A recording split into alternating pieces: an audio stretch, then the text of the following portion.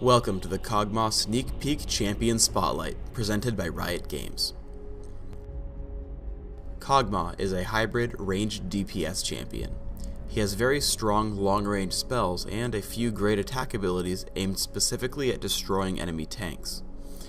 His first ability is Caustic Spittle, giving him armor penetration, and activates to deal damage to a single target while also doubling that penetration.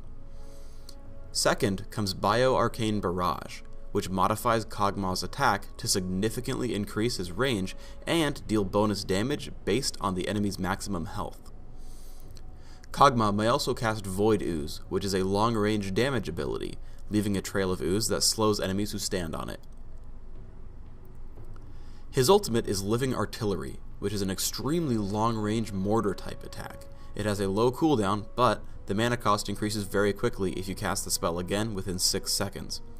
Think of it like Kassadin's Rift Walk. Lastly, his passive, Icathian Surprise, turns you into a living bomb after you die. You retain control for a few seconds and then blow up for some pretty significant damage. My runes are set up as a caster: magic penetration, mana regeneration per level, cooldown reduction, and health.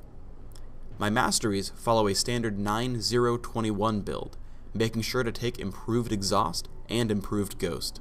These summoner spells allow me to kite my enemies very effectively. I can ghost around in the back lines, and if someone really tries to kill me, I can exhaust him to keep him far away.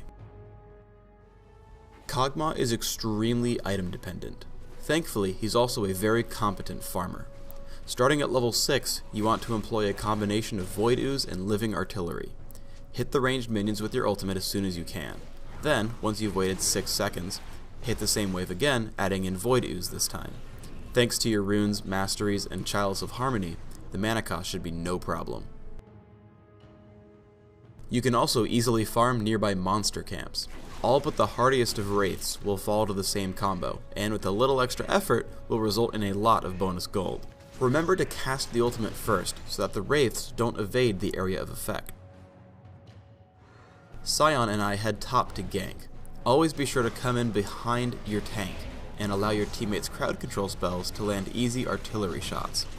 As Kayle turns invulnerable, remember you can always slow targets with Void Ooze, even if you can't kill them.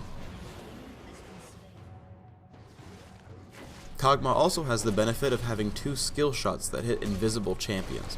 While I miss Akali with my first few spells, Living Artillery is extremely potent at chopping her down in the smoke bomb. I believe Kog'Maw should be played as a hybrid for a couple of reasons. His cooldowns are a little bit too long to be played as a more standard caster like Annie.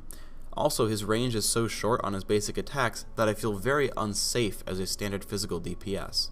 But if you play him as a hybrid, you get a lot of attack speed from Ginsu's Rageblade and Nashor's Tooth, which makes Bio-Arcane Barrage extremely potent, while cooldown reduction and ability power make Living Artillery extremely deadly. Living Artillery is one of Kog'Maw's most interesting abilities. Because it has such a long range, and because it reveals the area it targets, you should always try to scout or harass jungling enemies. As part of this video, I wanted to show you some safe scouting locations on Summoner's Rift. Note that a very tiny area in the center is revealed right when you cast the spell, and then once the artillery lands, everything struck is revealed for a few seconds. From either team in mid, a quick stroll to the right lets you spot purple team's Golem. Next, purple team's Lizard. This should be a pretty safe location to shoot from. Down from there, you can hide in the brush to shoot blue team's Golem. Right at the connection to the river, blue's Lizard is an easy shot. The dragon on Summoner's Rift is an extremely important objective. Shooting here as blue team will wake up and reveal the dragon. Alternatively, or as purple team, this brush provides some cover to scout dragon as well.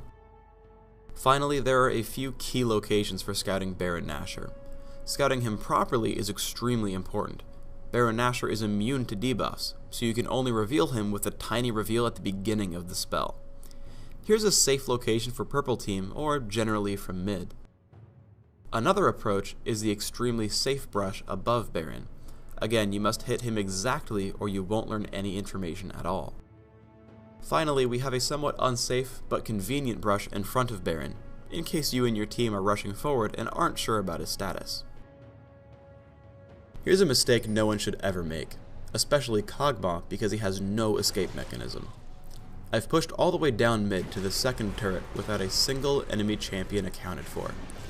If you are ever out of position, Void Ooze can be your friend and maybe save you by slowing enemies, but generally you should realize that positioning is your best friend. One of Kog'Maw's greatest strengths is in his synergy between Void Ooze and Living Artillery. Here, I know that I can keep Akali pinned to one location and kill her. Using Bioarcane Barrage and Living Artillery, I can also make short work of Gragas. Again, I'm sure to stay far behind my tanks and use range to my advantage. I chase Janna and Gragas out of mid. However, due to the extremely long range of Living Artillery, Janna's not safe yet. I force her to turn around with one shot, but she realizes she can't win a fight against me and tries to leave. Void Ooze, Living Artillery, and Bioarcane Barrage break through her shield and over 900 health. Afterwards, their Gragas gets clumsy and succumbs to Caustic Spittle. Normally, I don't use the ability much because I love abusing Kog'Maw's long range, but in this case, I clearly have no choice.